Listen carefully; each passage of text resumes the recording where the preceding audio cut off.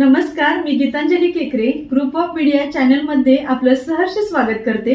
पाहूयात आजची एक महत्त्वाची बातमी। कोडोली चर्च काउन्सिलच्या परिसरात सोलरचे गार्डन पोल उभे करत असताना झालेल्या अपघातामध्ये एकाचा मृत्यू झालेला आहे तर अन्य 2 जण जखमी झालेले आहेत। कोडोलीच्या चर्च काउन्सिल परिसरात एका वृद्धाश्रमाच्या गार्डन जवळ सोलर लाईट उभे करण्याचे काम सुरू होते। कंपाऊंड शेजारील पोल उभा करत असताना तिथे असलेल्या विद्युत वाहक तारेला या सोलर स्ट्रीट लाईटचा स्पर्श झाल्याने पोल उभा करत असलेले कर्मचारी आणि त्यांचा सहकारी यांना विजेचा जोरात धक्का बसला। यामध्ये सूरज प्रकाश निकम या 25 वर्षीय युवकाचा मृत्यू झालाय। हा त्या कर्मचाऱ्यांचा सहकारी होता तर संदीप चव्हाण आणि दिग्विजय खानविलकर हे दोघे कर्मचारी जखमी झालेत।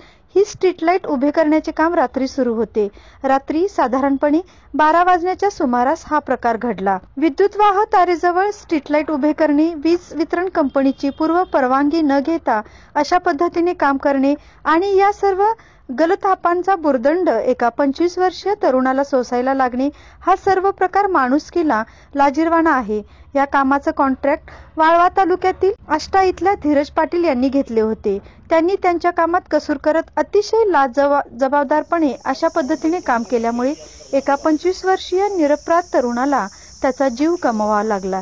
अशा पद्धतीने बेजबाबदारपणे काम करणाऱ्या कॉन्ट्रॅक्टरचे परवाने ताबडतोब रद्द करावे अशी मागणी इथले स्थानिक नागरिक करत आहेत। याबाबत कोडोली पोलीस अधिक तपास करत आहेत। ग्रुप ऑफ मीडिया चॅनलला लाईक करा, सबस्क्राईब करा आणि शेअर करा।